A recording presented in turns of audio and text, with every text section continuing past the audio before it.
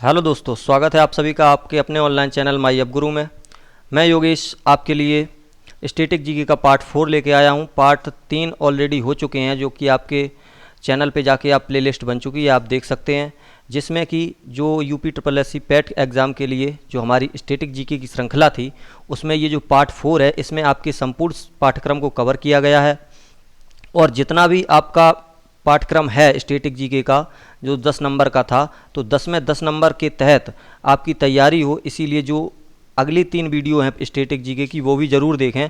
और ये अंतिम और लास्ट वीडियो है। और इसके बाद में आपकी जो जीके के मॉडल पेपर होंगे, उसके बाद मॉडल पेपर की श्रृंखला आपकी अनवरत चलती रहेगी आपके एग्ज़ाम तक, यानी कि 14 अक्टूबर तक। और 15 अक्टूबर को आप फ्री माइंड होकर पेपर देने जाएं, जिससे आपकी तैयारी में 4 चांद लग जाएं और अच्छे से अच्छे आपके 80+ स्कोर आपका निश्चित तौर पर हो। तो चलिए, आज जो स्टैटिक जीके का पार्ट 4 है, इसमें संपूर्ण पाठ्यक्रम कवर किया गया है। अच्छे अच्छे प्रश्न हैं और फुल डिटेल टॉपिक वाइज भी मैंने बीच बीच में क्वेश्चन रखे हैं, जिसमें आपको संपूर्ण सिलेबस की कंप्लीट जानकारी मिल जाएगी। और इतनी जानकारी आपको दे दूंगा कि आपको एग्ज़ाम में कोई क्वेश्चन परेशान नहीं कर पाएगा। तो चलिए चलते हैं हम अपने अगले प्रश्न पर। पहला प्रश्न है, उसके लिए एक बात और, अगर आप इस चैनल पर नए हैं तो चैनल को सब्सक्राइब करें और बेल आइकन को दबाना ना भूलें, जिससे हमारे जो भी वीडियो होंगे उससे आपको नोटिफिकेशन समय समय पर आपको मिलता रहेगा। चलिए चलते हैं हम अपने पहले प्रश्न पर, जो कि आज की स्टैटिक जीके का पहला प्रश्न है। पहला प्रश्न ये है कि स्वतंत्र भारत की प्रथम औद्योगिक नीति किस वर्ष घोषित हुई। तो आप सभी को बताना है कि जो प्रथम औद्योगिक नीति है वो किस वर्ष घोषित हुई। ए ऑप्शन है आपका 1976, बी ऑप्शन है आपका 1982, सी ऑप्शन है 1983, डी ऑप्शन है 1948। तो प्रथम औद्योगिक नीति के बारे में जानने से पहले मैं देख लेता हूँ कि जो 1976 में आया था, यहाँ क्या आया था। तो यहाँ आई थी जनसंख्या नीति। ये भी आप याद रखना, क्योंकि यहाँ से 100% क्वेश्चन पूछा जाएगा। कुछ नीतियाँ और जो आयोग बनाए गए हैं, उनसे क्वेश्चन निश्चित तौर पर पूछा जाता है। तो जनसंख्या नीति 1976 में हो गई। आगे मैं बात करता हूँ 1982 की। तो यहाँ क्या आया था, यहाँ आई थी आपकी पर्यटन नीति।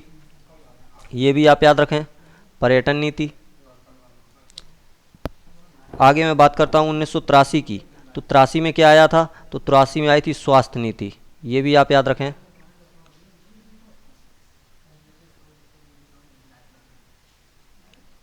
स्वास्थ्य नीति। आपके जो ऑप्शन है इसी तरह डिज़ाइन किए गए हैं, और इसका सही आंसर हो जाएगा डी ऑप्शन 1948। इस तरीके से डिज़ाइन किए गए हैं कि चारों ऑप्शंस की ऐसी व्याख्या करें कि जिससे आपके एक टॉपिक की संपूर्ण जानकारी कंप्लीट हो जाए। ये चारों इतनी इंपॉर्टेंट हैं, आपको निश्चित तौर पर एक ना एक देखने को मिलेगी, इसलिए याद करके चलें और इसका स्क्रीनशॉट भी लेते चलें। एक बार फिर से देखते हैं। 1976 में आई थी आपकी जनसंख्या नीति, 1982 में आई थी पर्यटन नीति, 1983 में आई थी स्वास्थ्य नीति, जो कि पहली स्वास्थ्य नीति थी, और औद्योगिक नीति आई थी आपकी 1948 में। चलिए चलते हैं हम अगले प्रश्न पर।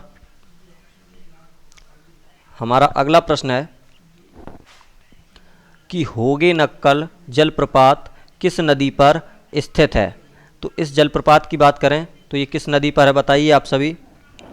तब तक मैं बताता हूँ आपको, जो ये जोग जलप्रपात है वो आपका शरावती नदी पर है। ये भी आप याद रखिए, जोग जलप्रपात, ये आप याद रखिए। और इसकी ऊंचाई अगर पूछे तो ये कितना है, ये है 255 मीटर, जो कि भारत का अभी तक का मान्यता प्राप्त सबसे ऊंचा जलप्रपात है। अगर मैं आगे बात करता हूँ नर्मदा नदी की, तो नर्मदा नदी पर क्या है, तो यहाँ पर है सर धुआंधार जलप्रपात। ये भी आप याद रखें, धुआंधार जलप्रपात। अगर मैं आगे बात करूँ वराही नदी की, तो वराही नदी पर क्या है, तो वराही नदी पर है सर कुंचिकल जलप्रपात।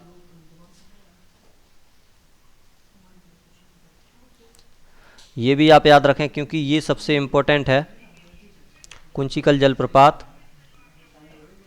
क्योंकि जो ये कुंचिकल जलप्रपात है ये 455 मीटर ऊंचा है, 455 मीटर। और लेकिन भारत को मान्यता प्राप्त कौन सा है, शरावती नदी। ऐसे ही मान्यता प्राप्त होते हैं, जैसे सबसे ऊंचाई ये है, लेकिन इसे अभी वराही नदी वाले को मान्यता नहीं मिली है। आप ऐसे समझ लीजिए कि आप भी योग्य हैं और आप नौकरी लगने के पूरे ये मान लो आप में खूबी है, आप में सब तरह की प्रतिभा है, लेकिन अभी आपको नौकरी नहीं मिली है। जिस दिन आपको नौकरी मिल जाएगी उस दिन आपके ऊपर क्या लग जाएगी, सरकार की मोहर लग जाएगी और आप मान्यता प्राप्त हो जाएंगे। वैसे ही ये मान्यता प्राप्त है शरावती नदी पर जोग जलप्रपात, और ये कुंचिकल जलप्रपात अभी मान्यता प्राप्त नहीं है, लेकिन जल्दी इसे मान्यता मिल जाएगी। ये 455 मीटर ऊंचा है, याद रखिए आप सभी। चलिए चलते अगले प्रश्न पर। हमारा आज का अगला प्रश्न है कि भारतीय गन्ना अनुसंधान संस्थान कहाँ स्थित है। तो गन्ना की बात की गई है। ए ऑप्शन है आपका कोयम्बटूर, बी ऑप्शन है लखनऊ, सी ऑप्शन है मैसूर, डी ऑप्शन है नागपुर। तो बताइएगा आप सभी गन्ना अनुसंधान संस्थान कहाँ है। अगर मैं बात करता हूँ मैसूर की, तो यहाँ क्या है, यहाँ है रेशम अनुसंधान संस्थान। ये भी आप याद रखिए, रेशम अनुसंधान संस्थान इम्पोर्टेंट है काफ़ी, क्योंकि आपके क्वेश्चन ऐसे ही डिज़ाइन किए गए हैं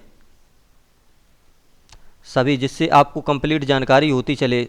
इसलिए अंत तक ज़रूर वीडियो में बने रहिए, क्योंकि बाद में जो मैंने लास्ट के जो प्रश्न है उसमें टॉपिक वाइज भी कराया है। कुछ प्रश्न ऐसे हैं, कुछ टॉपिक एक दो टॉपिक छूट रहे थे, तो वो मैंने कंप्लीट एक टॉपिक में ही करा दिए हैं, एक ही स्लाइड में साले।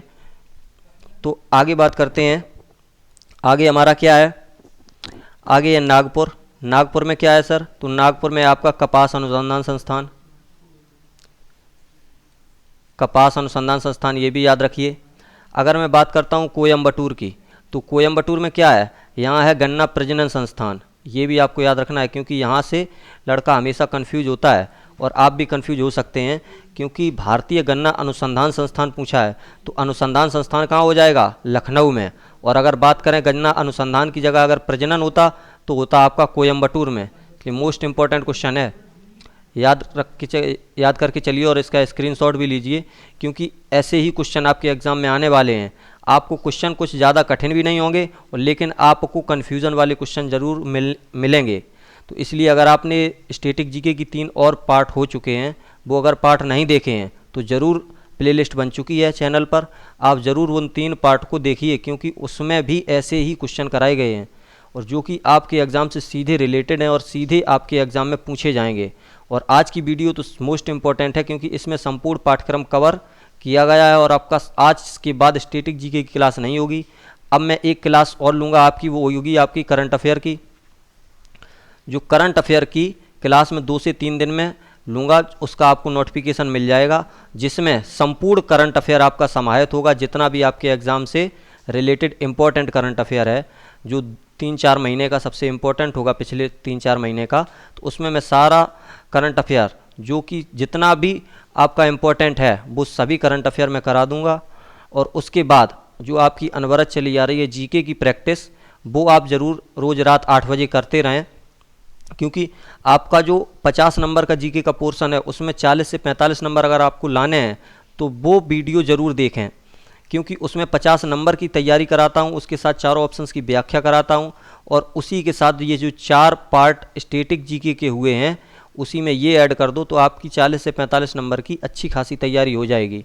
क्योंकि 10 नंबर का ये है, इसमें तो 10 में 10 आपके आने, अगर आपने चारों वीडियो अच्छे से देख ली और उन्हें याद कर लिया। तो चलिए चलते हैं हम अगले प्रश्न पर।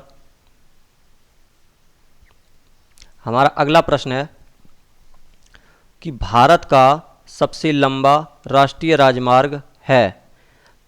ए ऑप्शन है आपका NH-27, बी ऑप्शन है NH-19, सी ऑप्शन है NH-44, डी ऑप्शन है NH-48। तो बताएंगे आप सभी कि भारत का सबसे जो लंबा राष्ट्रीय राजमार्ग है वो कौन सा है। अगर मैं बात करूं NH-19 की, तो ये उत्तर प्रदेश का सबसे लंबा राष्ट्रीय राजमार्ग है। उत्तर प्रदेश का, जो कि कहाँ से है, जो है दिल्ली से कोलकाता, दिल्ली से कोलकाता, दिल्ली से कोलकाता तक। अगर मैं बात करूं भारत के सबसे लंबे राष्ट्रीय राजमार्ग की, तो वो हो जाएगा आपका NH-44, याद रखिएगा, जो कि कहाँ से है, जो कि है NH-44, ये जम्मू कश्मीर के श्रीनगर से। ये भी याद रखिए, क्योंकि यहाँ से पूछ सकता है क्वेश्चन कि ये जो NH-44 भारत का सबसे लंबा राष्ट्रीय राजमार्ग है, ये कहाँ से कहाँ तक है, तो श्रीनगर से तमिलनाडु के कन्याकुमारी तक। ये भी याद रखिए। और ये उत्तर प्रदेश का जो सबसे लंबा राष्ट्रीय राजमार्ग है ये भी याद रखिए। चलिए चलते हैं अगले प्रश्न पर। हमारा आज का अगला प्रश्न है कि वर्ष 2011 की जनगणना के अनुसार भारत में पुरुषों की जनसंख्या का प्रतिशत कितना है। तो पुरुषों की जनसंख्या आपसे पूछी गई है 2011 की जनगणना के अनुसार। ए ऑप्शन है आपका 51.47%, बी ऑप्शन है 48.53%, सी ऑप्शन है 52.55%, डी ऑप्शन है 54.54%। तो पुरुषों की जनसंख्या तो पूछी है, इसमें आपको कितनी और बतानी है, इसमें आपको महिला की और बतानी है, क्योंकि पुरुष और महिला की दोनों की जनसंख्या पूछी जा सकती है, तो महिलाओं की भी आपको बतानी है। तो बताइएगा आप सभी इसका आंसर क्या होगा। तो मैं ही बता देता हूँ, महिलाओं की जनसंख्या कितनी है, तो महिलाओं की जनसंख्या है 48.53%। तो पुरुषों की जनसंख्या कितनी हो जाएगी, तो 100 में से 48.53 घटा दीजिए, तो कितना आंसर हो जाएगा, ये हो जाएगा आपका 51.47%। याद रखिए दोनों की, महिलाओं की और पुरुषों की, क्योंकि यहाँ से क्वेश्चन पूछा जाता है। अगले प्रश्न पे चलते हैं। आज का हमारा अगला प्रश्न है, अगला प्रश्न है हमारा कि तुलबुल परियोजना किस नदी पर स्थित है। काफ़ी इम्पोर्टेंट परियोजना है, क्योंकि यहाँ से क्वेश्चन कई बार आपके एग्ज़ाम में पूछा जा चुका है। UPSSC आयोग जो आपके एग्ज़ाम कराता है, उस आयोग ने कई बार ये क्वेश्चन पूछा है। तो क्या है ऑप्शन, ए ऑप्शन है आपका चिनाब नदी, बी ऑप्शन है झेलम नदी, सी ऑप्शन है दामोदर नदी, डी ऑप्शन है आपका सतलज नदी।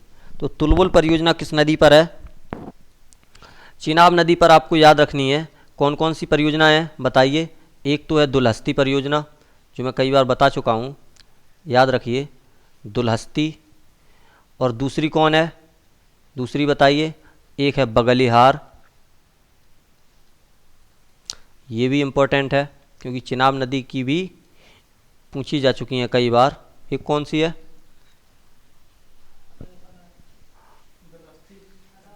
एक आपकी हो जाएगी सलाल जल विद्युत परियोजना,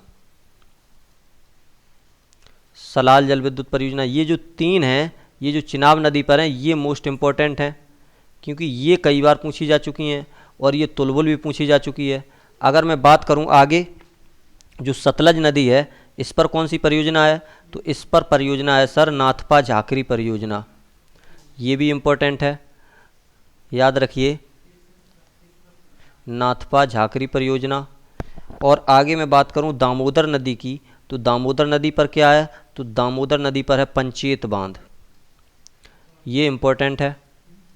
जितने भी इम्पोर्टेंट क्वेश्चन आपके एग्ज़ाम से रिलेटेड हैं, मैं ऐसे क्वेश्चन नहीं लाता हूं जो कि क्वेश्चन तो होते हैं पर आपके एग्ज़ाम में कभी पूछे नहीं जाते, जो कि आपके लेवल के हिसाब से काफ़ी अपर लेवल के हैं। क्योंकि आपका लेवल क्या है, आपने PET डाला था, इंटरमीडिएट से डाला था, इंटरमीडिएट से, तो उसी के अनुसार जो आपका लेवल है, लेवल के अनुसार ही क्वेश्चन पूछे जाते हैं। कभी भी आपसे, जैसे आपने इंटर डाला तो आपको ग्रेजुएशन लेवल नहीं पूछा जाएगा, PCS लेवल नहीं पूछा जाएगा। तो इसका सही आंसर हो जाएगा झेलम नदी पर, याद रख के चलिए।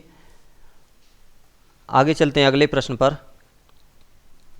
हमारा अगला प्रश्न है कि वर्ष 2011 की जनगणना के अनुसार सर्वाधिक लिंगानुपात के मामले में दूसरे स्थान पर कौन सा राज्य है।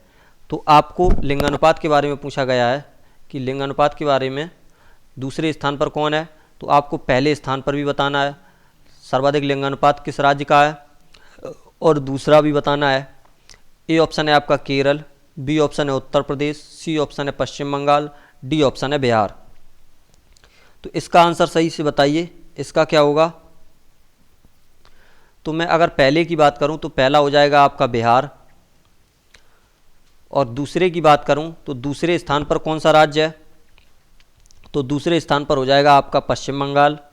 अगर मैं तीसरे की बात करूं तो तीसरे पर हो जाएगा केरल, ये भी आप याद रखना, तीसरे पर केरल हो जाएगा। चौथे की अगर बात करूं तो चौथे पर आपका उत्तर प्रदेश हो जाएगा, याद रखिए यहाँ से, क्योंकि एक जनगणना का क्वेश्चन मैंने पहले भी पूछा था और एक ये भी है, जो आपके एग्ज़ाम से रिलेटेड इम्पोर्टेंट है, वो सारी क्वेश्चन मैंने इस वीडियो में कवर किए हैं।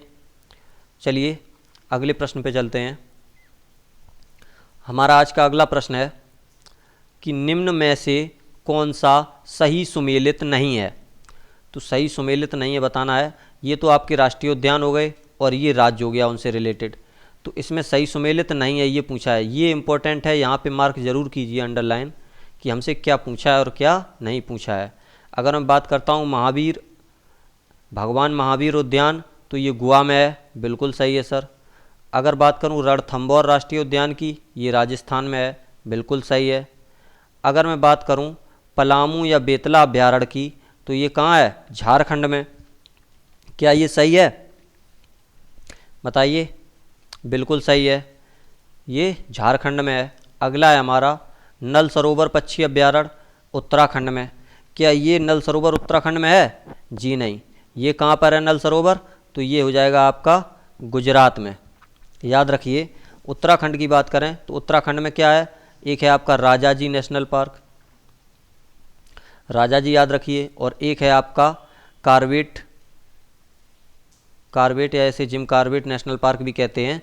तो ये दो आपके उत्तराखंड में है, याद रखिए। और इसका सही आंसर डी हो जाएगा। नल सरोवर जो पक्षी अभ्यारण्य है वो आपका गुजरात राज्य में है। अगले प्रश्न पे चलते हैं। ऐसा ही प्रश्न एक और है, सुमेलित करने के लिए पूछा है। इसमें क्या है कि निम्न में से सही सुमेलित है। तो इसमें जो उपनाम है ये क्या है, शहरों के उपनाम हैं। किस उपनाम से किस शहर को जानते हैं, ये है शहर आपका। तो अंतरिक्ष का शहर किसे कहते हैं, बंगलुरु को, बिल्कुल कहते हैं। क्यों कहते हैं, क्योंकि यहाँ इसरो का मुख्यालय है। किसका, इसरो का। इसरो की स्थापना कब हुई थी, तो ये हुई थी सन 1969 में, ये भी याद रखना। और इसका मुख्यालय कहाँ है, बंगलुरु में। डायमंड हार्बर किसे कहते हैं, कोलकाता को, बिल्कुल सही है। पूर्व का वेनिस किसे कहते हैं, कोच्चि को। कोच्चि कहाँ है, आपका केरल में है। डी ऑप्शन है आपका उपरोक्त सभी, इसका सही आंसर डी हो जाएगा, क्योंकि ये तीनों ही बिल्कुल सही हैं। ये याद रखिए, क्योंकि ऐसे क्वेश्चन निश्चित तौर पर आपके एग्जाम में पूछे जा चुके हैं पहले, और उसी हिसाब से उसी के लिए मैंने टॉपिक वाइज जो आपके लिए इम्पोर्टेंट होते हैं, जो शहरों के प्रमुख उपनाम है जहाँ से क्वेश्चन आता है, उसके लिए मैंने ये इतनी PDF ली है, जो कि इतने में से जो आगे क्वेश्चन है, और इसमें से अगर आपसे यहाँ से क्वेश्चन आया, ईश्वर की कृपा रही, तो यहाँ से 100% एक क्वेश्चन आएगा। ये ध्यान रखिए, क्योंकि ऐसे ही क्वेश्चन आते हैं। पिछला वाला पेपर आप उठा के देखिए तो ऐसे ही क्वेश्चन आए थे।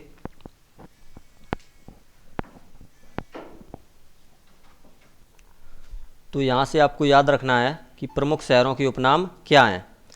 तो राजस्थान का हृदय नाम से जाना जाता है अजमेर शहर को, ये इंपॉर्टेंट है, यहाँ से याद रखिए। कर्नाटक का रत्न कहते हैं मैसूर को। त्योहारों का नगर कहलाता है मदुरै, यहाँ से कन्फ्यूजन होती है मैसूर और मदुरै में। कर्नाटक का रत्न मैसूर, त्योहारों का नगर मदुरै, यहाँ से इम्पोर्टेंट है, याद रखिए। झीलों का नगर कहते हैं श्रीनगर को। बुनकरों का शहर कहते हैं पानीपत को। और मंदिरों एवं घाटों का नगर वाराणसी। यहाँ से अभी यूपी में जो लेखपाल की भर्ती हुई थी, यहाँ से आपसे क्वेश्चन पूछा गया था। सीधा क्वेश्चन था कि मंदिरों और घाटों का नगर किसे कहते हैं, तो उसका सही आंसर ये था, इसलिए इम्पोर्टेंट है, ध्यान रखिएगा। अरब सागर की रानी की बात करें तो कोच्चि को कहते हैं। पहाड़ों की नगरी कहते हैं डूंगरपुर को। कोयला नगरी कहते हैं धनबाद को। भारत का मैनचेस्टर कहते हैं अहमदाबाद को। अगर यहीं पे पूछे आपसे, ये तो भारत का मैनचेस्टर अहमदाबाद हो गया। अगर उत्तर भारत का मैनचेस्टर पूछे, उत्तर भारत का, तो क्या हो जाएगा, तो आपका कानपुर हो जाएगा, ये भी याद रखिए। उत्तर भारत का मैनचेस्टर कानपुर है, भारत का अहमदाबाद। इस्पात नगरी की बात करें तो जमशेदपुर है। सूती वस्त्रों की राजधानी की बात करें तो मुंबई है। यहाँ से एक नज़र में आपको ये सब देखना है और इसका स्क्रीनशॉट लेके रखना है, क्योंकि एग्ज़ाम से पहले भी पढ़ना है, यहाँ से निश्चित तौर पर क्वेश्चन आता है। अगले प्रश्न पे चलते हैं। हमारा आज का अगला प्रश्न है कि 2011 की जनगणना के अनुसार जनजातियों की संख्या भारत की कुल जनसंख्या के कितने प्रतिशत है। ये जनसंख्या से तीसरा क्वेश्चन लिया गया है, क्योंकि जो भी इम्पोर्टेंट क्वेश्चन है आपका क्वेश्चन इससे बाहर नहीं जाएगा। तो याद रखिएगा कि जो भी मैं वीडियो में जितने भी प्रश्न बताता हूँ उससे बाहर आपकी जो 10 नंबर की तैयारी है उसमें 10 में 10 नंबर की 100% आपसे तैयारी हो जाएगी, क्योंकि आपने जो 4 वीडियो मैंने स्टैटिक जीके की दी हैं इसमें संपूर्ण पाठ्यक्रम आपका कवर किया है और चारों वीडियो आप ज़रूर देखें। मेरी तो सलाह यही रहेगी कि आप जो एक बार देख चुके हैं 4 वीडियो, तो उन 4 वीडियो को दोबारा देखें, क्योंकि एक एक घंटे की वीडियो है।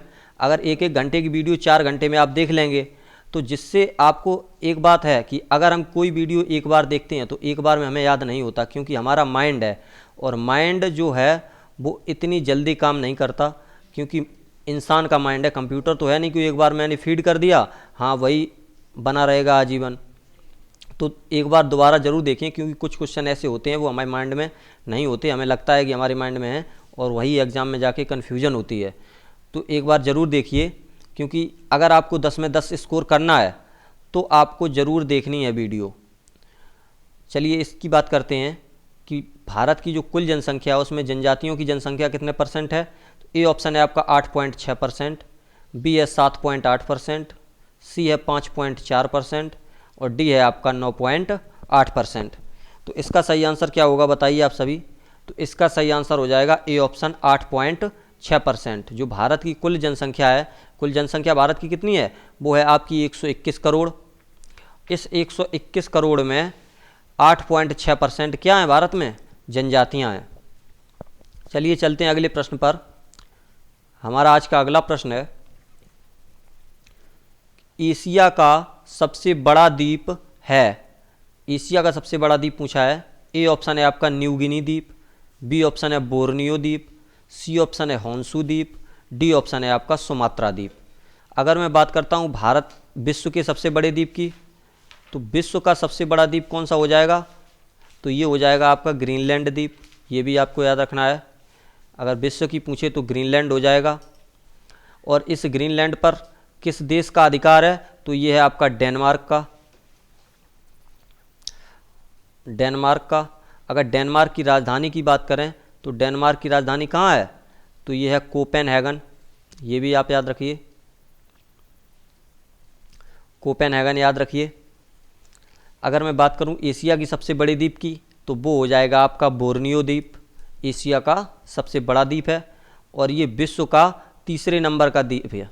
ये भी आप याद रखिए, विश्व का अगर तीसरे नंबर का द्वीप पूछे तो ये बोर्नियो द्वीप है। अगर मैं बात करूं विश्व के दूसरे नंबर द्वीप की, तो ये हो जाएगा न्यू गिनी द्वीप। ये दूसरे नंबर का सबसे बड़ा द्वीप है। पहले नंबर पर हो गया ग्रीनलैंड, दूसरे पर हो गया न्यू गिनी और तीसरे नंबर पर बोर्नियो द्वीप। इसे भी याद रखना है। चलिए चलते हैं हम अगले प्रश्न पर। अगला क्वेश्चन है हमारा कि निम्न में से कौन सी राजधानी मोरक्को देश की है। यहाँ से हम चारों राजधानियों के बारे में बात करेंगे। मोरक्को की राजधानी क्या है वो बतानी है आपको, और ये चारों की बतानी है। अगर मैं बात करूँ काहिरा की, तो ये किसकी राजधानी है, तो ये आपकी मिस्र देश की राजधानी है, जिसे इजिप्ट भी कहते हैं। बमाको की राजधानी बताएं। जो बमाको देश है ये किसकी राजधानी है, तो ये हो जाएगी आपकी माली देश की राजधानी। अगर मैं बात करूं डकार की, तो डकार किसकी राजधानी है, तो ये है सेनेगल की। इसे हम ट्रिक से भी याद कर सकते हैं क्या, कि जैसे मैंने कुछ निगल लिया तो क्या आएगी, डकार। तो निगलना नहीं है, तो सेनेगल की डकार। निगल लिया तो क्या आई, डकार, याद रखिए। और मोरक्को की बात करें तो ये मोरक्को की राजधानी हो जाएगी रबात। ये भी याद रखना है। तो यहाँ से हमने चारों राजधानियों के बारे में बताया है, इम्पोर्टेंट। चलिए चलते हैं अगले प्रश्न पर। अगला प्रश्न है हमारा कि निम्नलिखित में से कौन सही सुमेलित नहीं है। सही सुमेलित नहीं है ये पूछा है आपसे। जो दर्रा हैं ये मोस्ट इम्पॉर्टेंट हैं, क्योंकि पिछले एग्ज़ाम में आपके बार दर्रे से एक क्वेश्चन पूछा गया था, जिसमें भी ऐसे ही सुमेलित करने के लिए दिया था। बिल्कुल सेम कॉपी उसी तरीके का मैंने प्रश्न लिया। ये वो प्रश्न तो नहीं है, लेकिन ऐसे क्वेश्चन आते हैं आपके। तो ए ऑप्शन है आपका लनकला खारदुल्ला दर्रा लद्दाख में है, इसमें सही सुमेलित नहीं है वो पूछा है। बुर्जिल पीर पंजाल दर्रा हिमाचल प्रदेश, नाथुला जेलेपला दर्रा सिक्किम, दिफू बोमडेला दर्रा अरुणाचल प्रदेश। तो इसमें कौन सही सुमेलित नहीं है वो बताना है आपको, बताइएगा आप सभी। तो आप अगर मैं बात करूं बुर्जिल और पीर पंजाल की, तो ये दर्रा कहाँ पर हैं, तो ये हैं आपके जम्मू एंड कश्मीर में, ये भी आप याद रखिए। और एक दर्रा और है जो जम्मू कश्मीर में है, उसका नाम क्या है तो बताइए आप सभी, तो वो है बनिहाल दर्रा। बुर्जिल, पीर पंजाल और बनिहाल दर्रा, ये तीनों जम्मू कश्मीर में, याद रखिए। अगर मैं हिमाचल प्रदेश की बात करूं तो हिमाचल प्रदेश में कौन से दर्रा हैं, तो हिमाचल प्रदेश में बारालाचा दर्रा, ये भी आप याद रखना क्योंकि यहाँ से निश्चित तौर पर क्वेश्चन पूछा जाएगा। बारालाचा, और एक है रोहतांग दर्रा, रोहतांग, ये भी याद रखना है। और एक कौन सा है, एक है आपका सिपकिला दर्रा, सिपकिला दर्रा भी याद रखना है, ये भी हिमाचल प्रदेश में है। बाकी मैं बात करूँ लनकला और खारदुल्ला की, तो ये लद्दाख में है। नाथुला और जलेपला ये सिक्किम में है। दिफू, बोमडिला और एक और है यहाँ पर, कौन सा है यांग्याप दर्रा, जो कि इसी दर्रे से होकर जो ब्रह्मपुत्र नदी है वो भारत में प्रवेश करती है, यांग्याप दर्रे से होकर ही, ये भी आप याद रखिए। ब्रह्मपुत्र नदी, यहाँ से क्वेश्चन पूछा जा सकता है कि जो ब्रह्मपुत्र नदी है वो किस दर्रे से होकर भारत में प्रवेश करती है, तो ये यांग्याप दर्रा से हो जाएगी, ये भी सही है। और कौन सा हमारा सही सुमेलित नहीं है, वो हो जाएगा बी ऑप्शन। दर्रों के बारे में कुछ क्वेश्चन हमने लिए हैं, एक नज़र आप देखिए कि ये दर्रा इतने इंपॉर्टेंट और हैं जो आपको एक नज़र डालना है इन पे। माना, नीति और लिपुलेख दर्रा, ये आपके उत्तराखंड में है, याद रखिए। थालघाट दर्रा, भोरघाट दर्रा, ये आपके महाराष्ट्र राज्य में है। पालघाट, सैनकुट्टा दर्रा केरल राज्य में है। तुजू दर्रा मणिपुर में है, ये म्यांमार को जोड़ता है भारत से, म्यांमार को, ये भी याद रखना।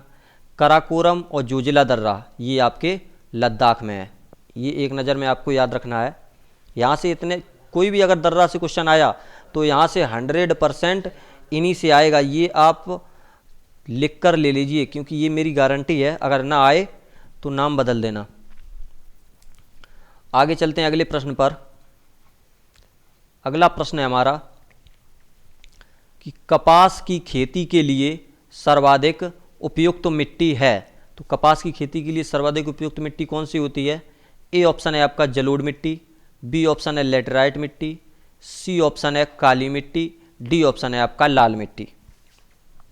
अगर मैं बात करूं जलोढ़ मिट्टी की, तो ये भारत के सर्वाधिक क्षेत्रफल पर पाई जाती है, जो कि 43% क्षेत्रफल पर पाई जाती है, ये भी आपको याद रखना क्योंकि यहाँ से क्वेश्चन पूछा जा सकता है कि जलोढ़ मिट्टी सर्वाधिक क्षेत्रफल पर तो पाई जाती है, तो सीधा क्वेश्चन ये पूछा जा सकता है और ये कितने % क्षेत्रफल पाई जाती है, तो आपकी 43% हो जाएगी।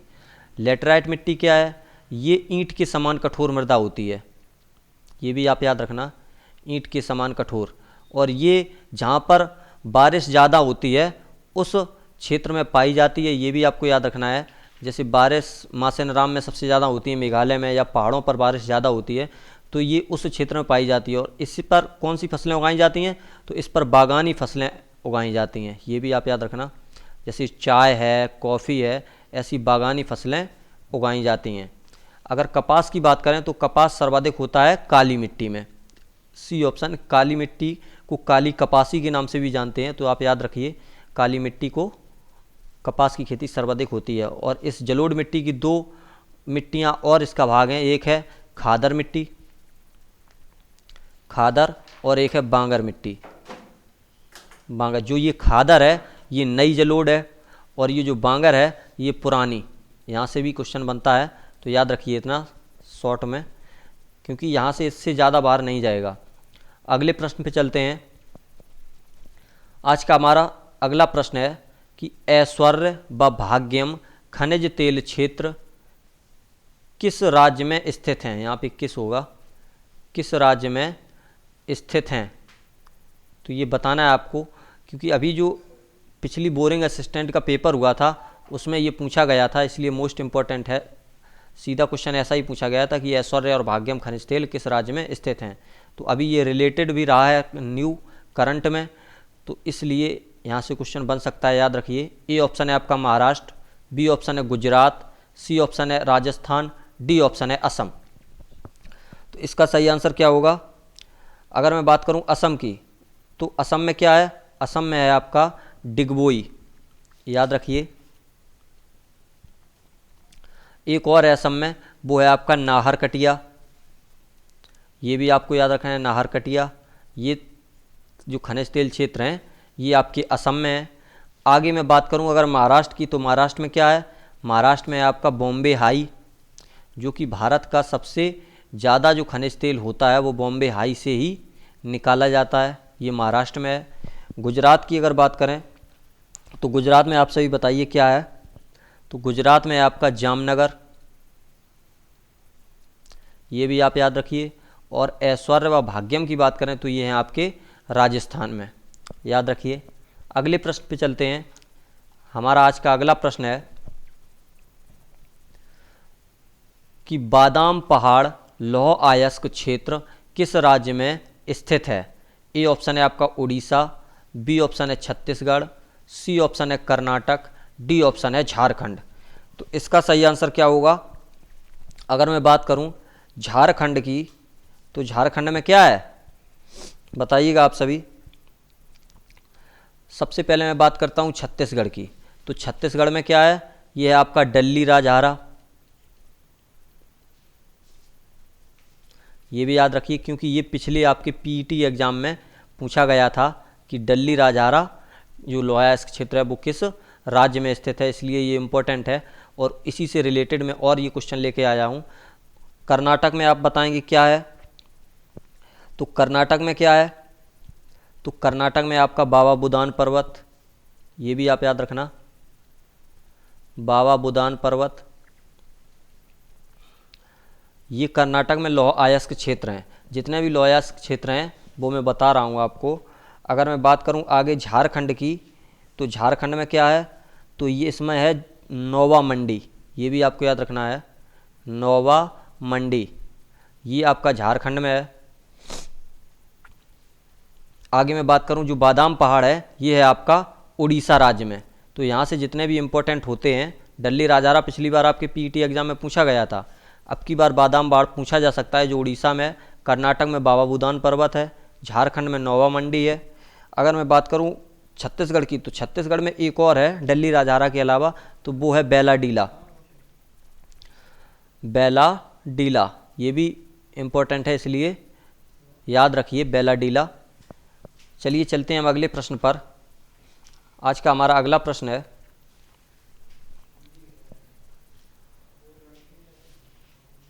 निम्नलिखित में से कौन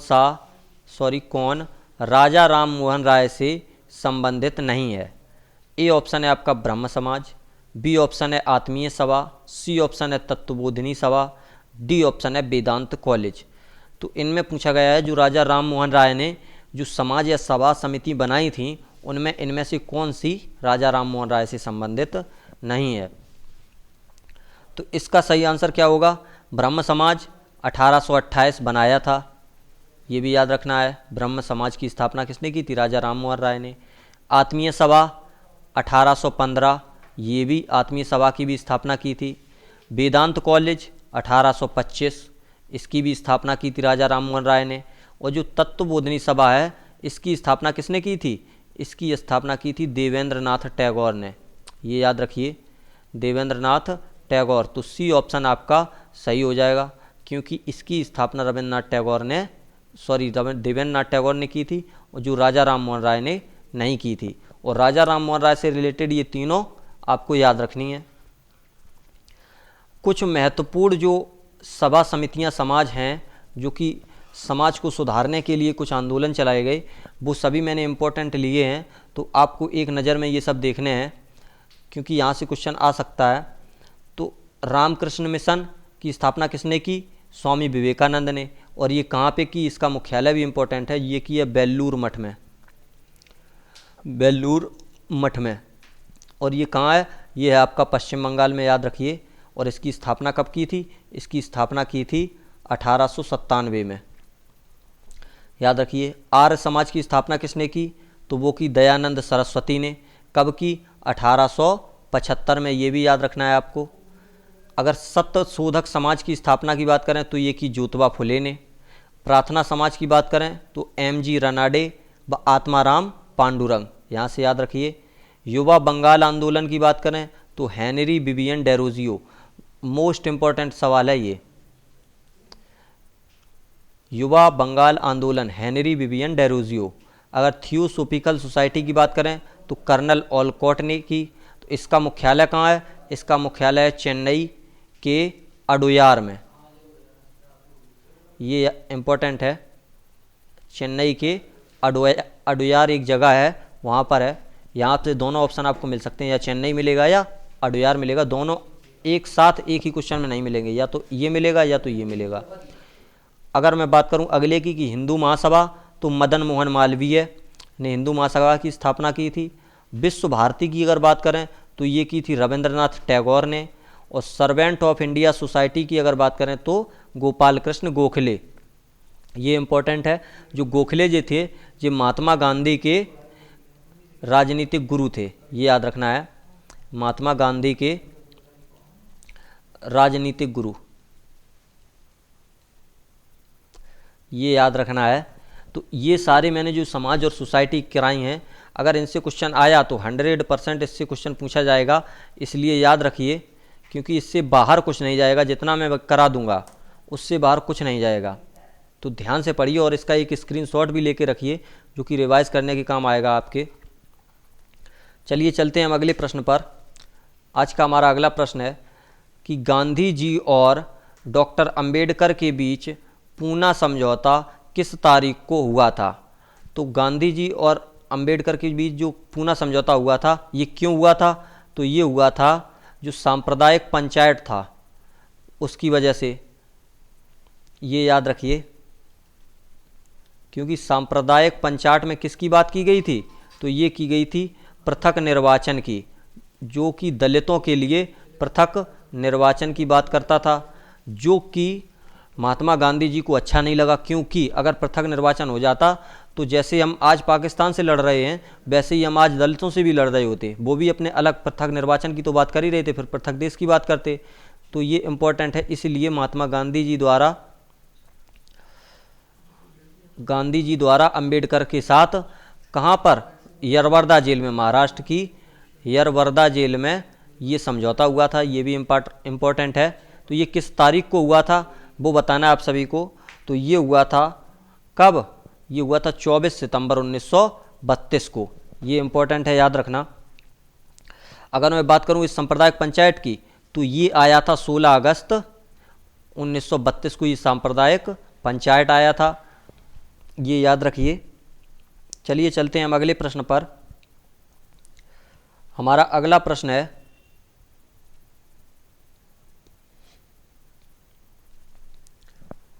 अगले प्रश्न पे चलते हैं कि कर मत दो का नारा किसने दिया था? तो ये नारा पूछा गया है। पिछली बार भी आपसे करो या मरो का नारा पूछा गया था, जो महात्मा गांधी जी द्वारा भारत छोड़ो आंदोलन के समय दिया गया था। तो जो नारा और जो कथन है, जो वक्तव्य हैं, वो भी आपसे एग्ज़ाम में पूछे जाते हैं। तो याद रखिए, इसके लिए मैंने एक शॉर्ट नोट्स बनाया है, वो मैं आपको दूंगा। ए ऑप्शन है आपका सरदार पटेल, बी ऑप्शन है सुभाष चंद्र बोस, सी ऑप्शन है जवाहरलाल नेहरू, डी ऑप्शन है दयानंद सरस्वती। तो कर मत दो का नारा किसने दिया बताइएगा आप सभी। तब तक मैं बात करूं अगर सुभाष चंद्र बोस की, तो इन्होंने कौन सा नारा दिया? तो इन्होंने नारा दिया था दिल्ली चलो का, दिल्ली चलो का, ये भी याद रखिए, दिल्ली चलो का। और एक नारा और दिया था इन्होंने, वो दिया था आपका जय हिंद का नारा।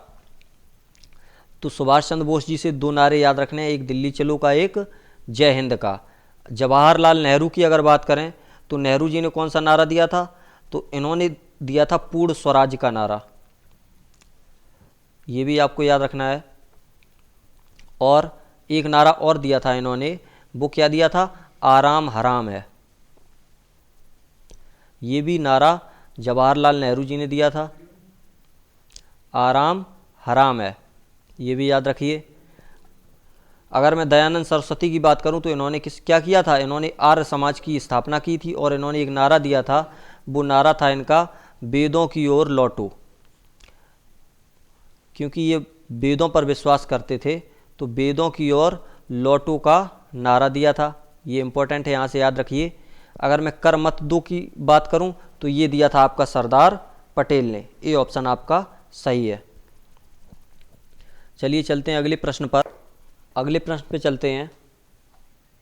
हमारा अगला प्रश्न है कि सुभाष चंद्र बोस को देश नायक की उपाधि किसने दी थी। मोस्ट इम्पॉर्टेंट क्वेश्चन है ये, क्यों अभी हाल ही में जो आपकी 31 जुलाई को लेखपाल की परीक्षा हुई है, तो लेखपाल में ये क्वेश्चन ऐसे ही पूछा गया था। तो जो उपाधियां हैं उनसे भी क्वेश्चन पूछे जाते हैं, तो लेखपाल में ये पूछा गया था। तो ये किसने दी थी, तो ए ऑप्शन है आपका महात्मा गांधी, बी ऑप्शन है सरदार पटेल, सी ऑप्शन है आपका बीजी तिलक, डी ऑप्शन है आपका रविंद्रनाथ टैगोर। तो सुभाष चंद्र बोस जी को देश नायक की उपाधि किसने दी थी, तो वो दी थी आपके रविंद्रनाथ टैगोर ने। डी ऑप्शन आपका सही है। आगे चलते हैं हम अगले प्रश्न पर। आगे मैंने आपके लिए कुछ इंपॉर्टेंट उपाधियां याद करने के लिए एक नज़र के लिए रखी हैं। इसका स्क्रीनशॉट जरूर लीजिएगा, क्योंकि यहाँ से क्वेश्चन पूछा जाएगा। देखो आपके लेखपाल एग्जाम, आपके जो पीटी एग्जाम है, ये इससे तो बड़ा लेखपाल एग्जाम है ही। जब लेखपाल एग्जाम में ऐसे क्वेश्चन पूछे जा सकते हैं, तो आपके एग्जाम में भी पूछे जा सकते हैं। तो इम्पोर्टेंट जो उपाधियाँ हैं वो ये हैं। तो एक नज़र इसका स्क्रीनशॉट भी लीजिए आप और पढ़िए। जो रविंद्रनाथ टैगोर हैं, उनको गुरुदेव की उपाधि किसने दी थी, तो ये दी थी महात्मा गांधी जी ने, याद रखिए। और महात्मा गांधी जी को महात्मा की उपाधि किसने दी थी, तो ये दी थी रविंद्रनाथ टैगोर जी ने। ये दोनों याद रखिए, क्योंकि जो गुरुदेव की उपाधि थी वो गांधी जी ने दी थी और महात्मा की उपाधि रविंद्रनाथ टैगोर ने। आगे बात करता हूँ, सुभाष चंद्र बोस को नेताजी किसने कहा था, तो वो कहा था एडोल्फ हिटलर ने। अगर सरदार पटेल की बात करें, जो सरदार की उपाधि दी थी, तो ये दी थी गांधी जी ने। और ये किसके कहने पर दी थी, तो ये दी थी बारदौली की महिलाओं की वजह से। ये भी याद रखना है, अगर गांधी जी ऑप्शन में ना आए तो बारदौली की महिलाएं भी आता है, क्योंकि जो इन्होंने बारदौली सत्याग्रह किया था सरदार पटेल ने, तो उसकी सफलता के लिए जो बारदौली की महिलाएं थीं, उनके द्वारा इन्हें सरदार की उपाधि दी गई थी। और ये दी किसने थी, तो ये दी थी गांधी जी ने। यहाँ से इम्पोर्टेंट है, याद रखिए। अगले पे देखते हैं कि डॉक्टर राजेंद्र प्रसाद को देश रत्न किसने कहा, तो वो कहा था गांधी जी ने। मोहम्मद अली जिन्ना को कायदे आजम की उपाधि किसने दी थी, तो वो गांधी जी ने दी थी। गांधी जी को राष्ट्रपिता की उपाधि किसने दी, तो वो दी थी सुभाष चंद्र बोस जी ने। ये इंपॉर्टेंट है, याद रखिए। और आगे बात करता हूँ, राजा राम मोहन राय को राजा की उपाधि किसने दी, तो ये दी थी अकबर द्वितीय ने। इतनी उपाधियाँ आपकी इंपॉर्टेंट हैं, बिल्कुल क्वेश्चन यहीं से आएगा अगर आया तो। अगले प्रश्न पे चलते हैं।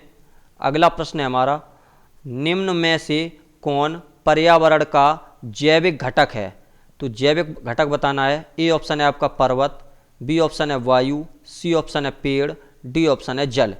पर्यावरण के जो घटक होते हैं वो दो घटक होते हैं, एक तो होते हैं जैविक और एक होते हैं अजैविक। ये भी आपको याद रखना है।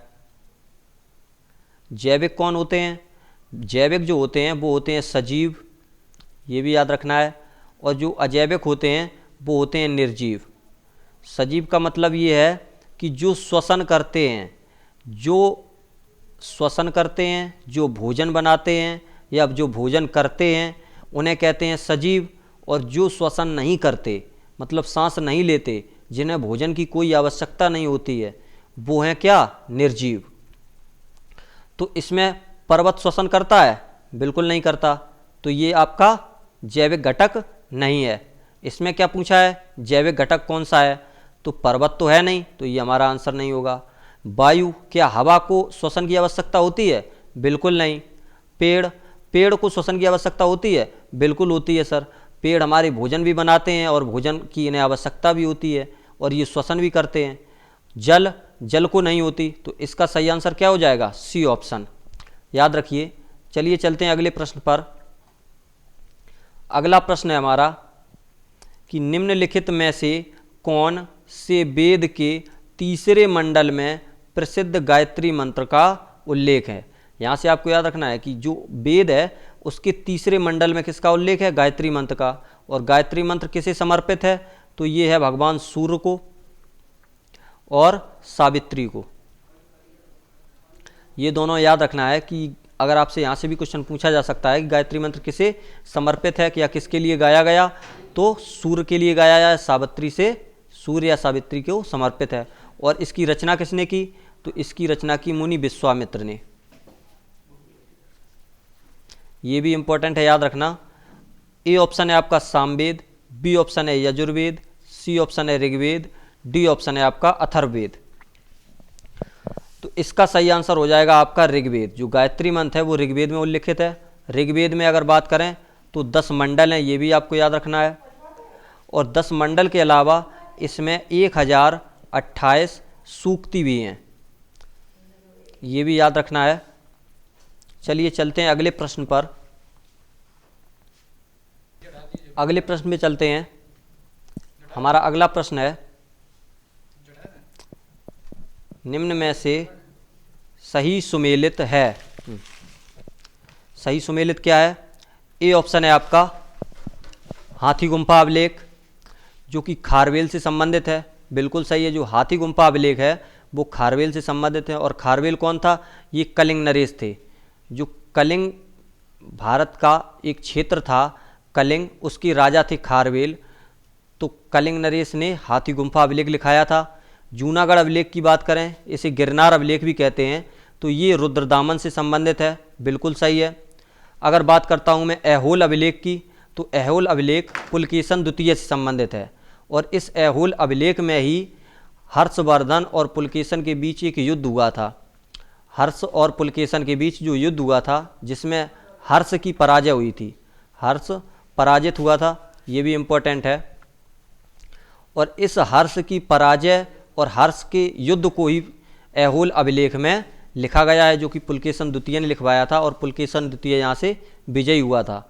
यहाँ से एक क्वेश्चन और पूछा जा सकता है, ऐहोल अभिलेख जो है इसे किसने लिखाया था? तो इसे लिखा था रवि कीर्ति ने। ये भी याद रखिए, जो रवि कीर्ति था इसने ऐहोल अभिलेख को लिखा था। तो यहाँ से डी ऑप्शन आपका सही हो जाएगा। चारों ऑप्शन आपके सही हैं। चलिए चलते हैं अगले प्रश्न पर। हमारा अगला प्रश्न है कि निम्न हड़प्पा सभ्यता के किस स्थल से जुते हुए खेत व नक्काशीदार ईंटों के साक्ष्य मिले हैं? तो हड़प्पा सभ्यता जो कि आपके सिलेबस में इम्पोर्टेंट है, दी गई है, सीधा सिलेबस में दिया रखा है टॉपिक वाइज, इसलिए कुछ परेशानी नहीं होती क्वेश्चन पढ़ने में और या फिर कोई सिलेबस कंप्लीट करने में। ए ऑप्शन है आपका कालीबंगन, बी ऑप्शन है लोथल, सी ऑप्शन है सुरकोटदा, डी ऑप्शन है आपका बनमाली। तो आप सभी बताइएगा, जो जुते हुए खेत के साक्ष्य मिले वो कहाँ से मिले? लोथल की बात करें तो लोथल क्या था? सिंधु सभ्यता का बंदरगाह था, ये भी याद रखिए। सिंधु सभ्यता का जो बंदरगाह था वो लोथल था। सुरकोटदा की बात करें तो यहाँ घोड़े के अस्थिपंजर मिले हैं, घोड़े के अस्थिपंजर, ये भी इंपॉर्टेंट है, याद रखिए। घोड़े के जो अस्थिपंजर सुरकोटदा से मिले हैं। अगर मैं बात करूं बनमाली की, तो बनमाली से क्या मिला है? तो बनमाली से मिला है मिट्टी का हल, ये भी याद रखिए। जो मिट्टी का हल है वो बनमाली से मिला है। अगर मैं बात करूं जुते हुए खेत और नक्काशीदार ईंटें, तो ये हमें मिली हैं कालीबंगन से। ए ऑप्शन आपका सही है। यहाँ से एक चीज़ और मिली है, वो है काली चूड़ियाँ। जो काली चूड़ियाँ हैं, इन्हीं की वजह से, ये काली चूड़ियाँ मिलने की वजह से इसका नाम क्या रखा गया? कालीबंगन। यहाँ से याद रखिए। चलिए चलते हैं अगले प्रश्न पर। अगला प्रश्न है हमारा कि अशोक ने बौद्ध धर्म के प्रचार के लिए अपने पुत्र महेंद्र और पुत्री संघमित्रा को कहाँ भेजा? तो अशोक का एक, तो सीधा आपको याद रखना है, अशोक का एक पुत्र था कौन? महेंद्र, एक पुत्री थी संघमित्रा। इसने बौद्ध धर्म के प्रचार के लिए कहाँ भेजा इसे? ए ऑप्शन है आपका Bhutan, B option Sri Lanka, C option Nepal, D option Maldives. तो इसका सही आंसर हो जाएगा आपका श्रीलंका। अशोक जो था, जो मौर्य काल में जो चंद्रगुप्त मौर्य थे उनका पौत्र था। और अशोक के पिता के नाम की बात करें तो अशोक के पिता का नाम क्या था? तो वो था बिंदुसार, याद रखना है। चलिए चलते हैं अगले प्रश्न पर। अगला प्रश्न है हमारा कि शांति स्वरूप भटनागर पुरस्कार किस क्षेत्र में दिया जाता है। तो पुरस्कार से भी निश्चित तौर पर एक प्रश्न पूछा जाता है। ए ऑप्शन है आपका चिकित्सा, बी ऑप्शन है विज्ञान, सी ऑप्शन है संगीत, डी ऑप्शन है इनमें से कोई नहीं। तो शांति स्वरूप भटनागर जो है ये किस क्षेत्र में दिया जाता है बताना है आपको। इस बार ये 7 प्रकार से या 7 क्षेत्रों में दिया गया है, याद रखना। और ये किस क्षेत्र में दिया जाता है, तो ये दिया जाता है विज्ञान के क्षेत्र में। बी ऑप्शन आपका सही है। आगे चलते हैं। आगे मैंने जो कुछ महत्वपूर्ण पुरस्कार लिए हैं आपके, यहाँ से इम्पोर्टेंट है जो कि आपसे पूछे जा सकते हैं। तो एक है आपका पुलित्जर पुरस्कार, वो पत्रकारिता के क्षेत्र में दिया जाता है। अगर कलिंग पुरस्कार की बात करूं तो वो विज्ञान के क्षेत्र में दिया जाता है। बोरलॉग पुरस्कार की बात करूं तो ये कृषि के क्षेत्र में दिया जाता है। यहाँ से ये टाइपिंग एरर है तो आप देख लीजिए। अगर मैं बात करूं रमन मैग्सेसे पुरस्कार की, तो ये उद्गामी नेतृत्व के क्षेत्र में दिया जाता है। किसी क्षेत्र में जो सर्वश्रेष्ठ नेतृत्व होता है उस क्षेत्र में रमन मैग्सेसे पुरस्कार दिया जाता है। ध्यानचंद पुरस्कार की बात करूं तो खेल के क्षेत्र में दिया जाता है। सरस्वती सम्मान पुरस्कार ये साहित्य के क्षेत्र में दिया जाता है। साहित्य के क्षेत्र में 2 पुरस्कार और हैं। एक तो है आपका ज्ञानपीठ पुरस्कार, ये भी आपको याद रखना है, ज्ञानपीठ। और दूसरा कौन सा है बताइए आप सभी तब तक। और मैं बात करूं ऑस्कर पुरस्कार की, तो ये फिल्म के क्षेत्र में दिया जाता है। और ये सरस्वती सम्मान, एक तो ज्ञानपीठ पुरस्कार साहित्य में दिया जाता है, एक कौन सा दिया जाता है, एक दिया जाता है आपका व्यास सम्मान, ये भी साहित्य के क्षेत्र में दिया जाता है। 2 पुरस्कार और हैं, एक जो संगीत के क्षेत्र में दिया जाता है, ये भी याद रखना है। तो ये कौन सा दिया जाता है, ये आपका ग्रैमी अवार्ड, ग्रैमी पुरस्कार जो है ये संगीत के क्षेत्र में दिया जाता है, ये भी आपको याद रखना है। और एक है आपका चिकित्सा के क्षेत्र में एक दिया जाता है, जो कि अभी हाल ही में लेखपाल में पूछा गया था, लेखपाल के एग्जाम में, वो है आपका बीसी राय पुरस्कार। बीसी राय पुरस्कार जो है वो आपका चिकित्सा के क्षेत्र में दिया जाता है, काफ़ी इंपॉर्टेंट है। यहाँ से निश्चित तौर पर ईश्वर ने चाही तो एक प्रश्न आपको जरूर मिलेगा। तो ये आपको एक नज़र याद रखना है और इसका स्क्रीनशॉट लेना है। अगले प्रश्न पे चलते हैं। आज का हमारा अगला प्रश्न है कि राष्ट्रीय डॉल्फिन दिवस किस दिन मनाए जाने की घोषणा हुई है। यहाँ पे टाइपिंग एरर है, किस दिन मनाए जाने की घोषणा हुई है। ये अभी हाल ही में सरकार ने घोषणा की है कि राष्ट्रीय डॉल्फिन दिवस भी मनाएंगे। तो ए ऑप्शन है आपका 23 जनवरी, बी ऑप्शन 15 नवंबर, सी ऑप्शन 7 अगस्त, डी ऑप्शन 5 अक्टूबर। बताइए आप सभी, तब तक मैं बताता हूँ। जो 23 जनवरी है इसे पराक्रम दिवस के रूप में मनाने की घोषणा हुई है। और पराक्रम दिवस किसकी जयंती पर मनाएंगे, तो ये सुभाष चंद्र बोस जी की जयंती पर, ये भी आप याद रखिए। अगर 15 नवंबर की बात करूं तो इस दिन क्या होता है आप सभी बताइएगा। 15 नवंबर को जनजातीय गौरव दिवस मनाने की घोषणा हुई है, ये भी याद रखिए, जनजातीय गौरव दिवस याद रखिएगा। अगर मैं 7 अगस्त की बात करूं तो इस दिन भाला फेंक दिवस मनाने की घोषणा हुई है, जो कि हमारे नीरज चोपड़ा जी ने टोक्यो ओलंपिक में जो भाला फेंका था, जो इतना तेज भाला इतना आगे फेंक दिया जहां तक कोई पहुंच ही नहीं पाया और हमारे देश का नाम रोशन किया। भाला फेंक दिवस ये 7 अगस्त को मनाए जाने की उसी दिन पीएम मोदी जी ने घोषणा की थी। अगर डॉल्फिन दिवस की बात करें तो ये मनाया जाएगा आपका 5 अक्टूबर को। डी ऑप्शन आपका सही है। चलिए चलते हैं अगले प्रश्न पर। हमारा अगला प्रश्न है कि विश्व की सबसे लंबी तटरेखा वाला देश है। तो विश्व की सबसे लंबी तटरेखा वाला देश कौन सा है। ए ऑप्शन है आपका चिली, बी ऑप्शन है आपका Canada, C option America, D option Brazil. बात करूं अगर चिली की तो ये 2nd स्थान पर है। दूसरे नंबर पर सबसे लंबी तटरेखा चिली की है और पहले नंबर पर किसकी है, तो आपका हो जाएगा कनाडा। बी ऑप्शन सही हो जाएगा आपका, कनाडा देश की तटरेखा सबसे लंबी है। आगे बात करता हूं अगले प्रश्न की कि भारत में विधिवत रूप से जनगणना का प्रारंभ किस वर्ष हुआ। यहाँ पे ये याद रखिए, यहाँ से आपको क्या पूछा गया है, विधिवत रूप से। और अगर जनगणना प्रारंभ की बात करें तो जनगणना प्रारंभ कब हुई थी? तो ये हुई थी 1872 में। तब कौन था? तब था मेयो का शासनकाल। भारत का जो वायसराय था वो कौन था? वो मेयो था। तो मेयो ने सर्वप्रथम जनगणना कराई थी 1872 में। 1885 की अगर बात करें तो यहाँ क्या हुआ था? यहाँ कांग्रेस की स्थापना हुई थी। किसने की थी?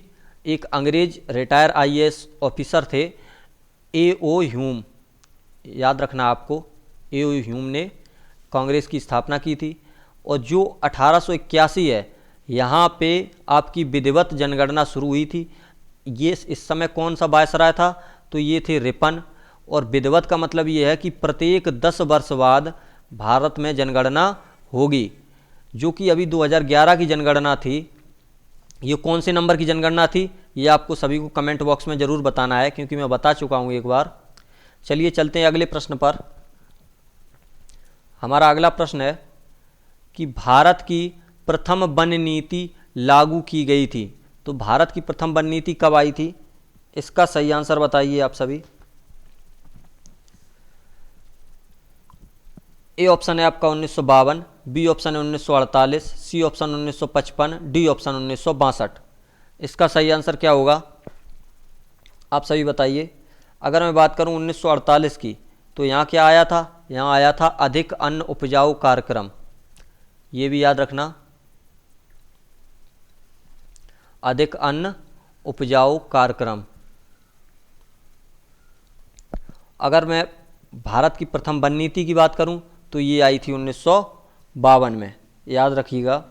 अगर 1955 की बात करूं तो यहाँ क्या हुआ था? यहाँ एसबीआई का राष्ट्रीयकरण हुआ था। एसबीआई का जो नाम पहले था वो क्या था? ये था imperial bank of India. Imperial bank of India का नाम बदलकर ही एसबीआई कर दिया गया था। वो कब किया गया था? 1955 में। आगे चलते हैं अगले प्रश्न पर। हमारा आज का अगला प्रश्न है कि वर्तमान में संयुक्त राष्ट्र संघ में सदस्य देशों की संख्या क्या है? तो संयुक्त राष्ट्र में कितने देश सदस्य हैं बताने आप सभी को। मैं बताता हूं, जो संयुक्त राष्ट्र है इसका मुख्यालय कहां पर है? तो इसका मुख्यालय जो है वो है आपका न्यूयॉर्क में। ये भी आपको याद रखना है, न्यूयॉर्क में इसका मुख्यालय है। और इसकी स्थापना कब हुई थी? तो इसकी स्थापना हुई थी 24 अक्टूबर 1945 को। 24 अक्टूबर को क्या मनाया जाता है? तो 24 अक्टूबर को मनाया जाता है संयुक्त राष्ट्र दिवस, जो कि पिछले आपके पीईटी एग्जाम में पूछा गया था, इसलिए इम्पोर्टेंट है, याद रखिएगा। और जो संयुक्त राष्ट्र सदस्य देशों की बात करें तो इसके सदस्य देश हैं 193। बी ऑप्शन आपका सही है। यहाँ से आपको एक बात और याद रखनी है, जो संयुक्त राष्ट्र संघ है इसके जो संघ हैं, यानी कि जो इसके भाग हैं, ये 6 भाग हैं। ये भी आपको याद रखना है, 6 भाग हैं जो कि मैंने आपके ले रखे हैं। वो ये हैं प्रमुख जो अंग हैं, या 6 भाग हैं, वो इसके 6 भाग ये इम्पोर्टेंट हैं। और इन 6 भागों में से 5 का मुख्यालय कहाँ है? आपका न्यूयॉर्क में है 5 का मुख्यालय, और 1 का मुख्यालय अलग है, वो इससे भी पूछा जाता है। तो पहला भाग क्या है? संयुक्त राष्ट्र महासभा, UNGA, United Nations general assembly. तो इसकी भी स्थापना 1945। और एक बात और, इन सब की स्थापना भी 1945 में हुई थी, और इन सब का मुख्यालय भी न्यूयॉर्क में है। केवल आपको 6 जो अंग हैं वो याद रखने हैं। दूसरा है आपका संयुक्त राष्ट्र सुरक्षा परिषद, इसकी स्थापना 1945, हेडक्वार्टर न्यूयॉर्क। एक है संयुक्त राष्ट्र आर्थिक एवं सामाजिक परिषद, इसका भी वही है 1945 न्यूयॉर्क। एक है संयुक्त राष्ट्र न्यास परिषद, एक है संयुक्त राष्ट्र सचिवालय, और एक है आपका अंतर्राष्ट्रीय न्यायालय। जो ये अंतर्राष्ट्रीय न्यायालय है इसका हेडक्वार्टर है द हेग, नीदरलैंड में। इन 6 भागों में से 5 का मुख्यालय तो न्यूयॉर्क में है, और जो एक अलग है अंतर्राष्ट्रीय न्यायालय, उसका मुख्यालय द हेग, नीदरलैंड में, याद रखना है। और इसमें कितने सदस्य होते हैं? इसमें जो जज होते हैं वो 15 जज होते हैं, और प्रत्येक जज का 9 वर्ष का कार्यकाल होता है। ये भी आपको याद रखना है, प्रत्येक जज का 9 वर्ष का कार्यकाल। आगे चलते हैं अगले प्रश्न पर। हमारा अगला प्रश्न है कि प्रथम सरस्वती सम्मान से किसे सम्मानित किया गया था? तो प्रथम सरस्वती सम्मान किसे मिला था, आप सभी बताइए। अगर मैं बात करूं जी शंकर कुरूप की, तो इन्हें क्या मिला था, इन्हें मिला था प्रथम ज्ञानपीठ पुरस्कार। ये भी आप याद रखिए, ज्ञानपीठ पुरस्कार, प्रथम ज्ञानपीठ पुरस्कार इन्हें मिला था। अगर मैं बात करूं आशापूर्णा देवी की, तो ये ज्ञानपीठ पुरस्कार प्राप्त करने वाली प्रथम महिला थी। ये प्रथम पुरुष थे और ये प्रथम महिला, ये भी आपको याद रखनी है। अगर बात करूं सरस्वती सम्मान की, तो ये सर्वप्रथम किसे दिया गया, तो ये दिया गया था हरिवंश राय बच्चन जी को, जो कि अमिताभ बच्चन जी के पिताजी थे। आगे चलते हैं अगले प्रश्न पर। अगला प्रश्न है हमारा, भारत का नवीनतम सुपर कंप्यूटर है। तो भारत का नवीनतम सुपर कंप्यूटर कौन सा है वो बताना है आप सभी को। अगर मैं बात करूं परम 8000 की, तो ये भारत का प्रथम सुपर कंप्यूटर है, जिसे किसने बनाया था, जिसे बनाया था सीडैक ने। ये भी आपको याद रखना है, परम 8000 जो है वो भारत का पहला सुपर कंप्यूटर है। अगर मैं बात करूं भारत के नवीनतम सुपर कंप्यूटर की, तो वो है आपका परम शक्ति। अगर मैं बात करूं भारत का सबसे तेज सुपर कंप्यूटर, तो ये परम प्रवेगा आपका सबसे तेज सुपर कंप्यूटर भारत का हो जाएगा। और जो परम गंगा है, इसे किसने बनाया, इसे IIT रुड़की ने बनाया। ये भी आपको याद रखना है, यहाँ से क्वेश्चन पूछा जा चुका है कई बार कि जो परम गंगा सुपर कंप्यूटर है ये कहाँ प्रतिस्थापित हुआ, तो ये प्रतिस्थापित हुआ IIT रुड़की में। आगे चलते हैं, हमारा अगला क्वेश्चन है कि अंतर्राष्ट्रीय परमाणु ऊर्जा एजेंसी का मुख्यालय कहाँ है। ए ऑप्शन है आपका Singapore, B option Budapest, C option Vienna, D option Paris. Paris की अगर बात करूं सभी को मालूम होगा, ये फ्रांस की राजधानी है। वियना की बात करूं तो ये ऑस्ट्रिया की राजधानी है। यहाँ से मैंने जो आपका जो राजधानी और देश और मुद्रा का टॉपिक है वो कि मैंने अपनी पहली स्टैटिक जी क्लास में लिया था, और जो राजधानी रह गई थी उन्हें मैंने इस स्टैटिक जी के में अलग से भी लिया है, और जो आपका मॉडल पेपर हो रहा है उसमें भी राजधानी को ले रखा हूँ। तो इससे आपका ये टॉपिक एक कंप्लीट हो जाएगा।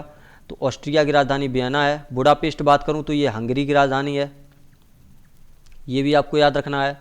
सिंगापुर की राजधानी की बात करूँ तो ये सिंगापुर ही है, याद रखना। और परमाणु ऊर्जा एजेंसी की बात करें तो इसका स्थापना कहाँ हुई थी, ये है वियना में। और इसकी स्थापना कब हुई थी, इसकी स्थापना हुई थी 1957 को, ये भी याद रखना है आपको। चलते हैं अगले प्रश्न पर। अगला प्रश्न है हमारा कि रक्त का थक्का जमाने के लिए आवश्यक विटामिन है।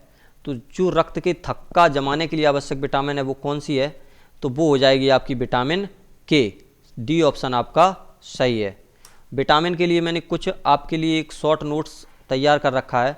तो विटामिन से जितने भी आपके क्वेश्चन आएंगे वो इसी से ही आएंगे, ये 100% गारंटी है, इससे बाहर कुछ नहीं जाएगा।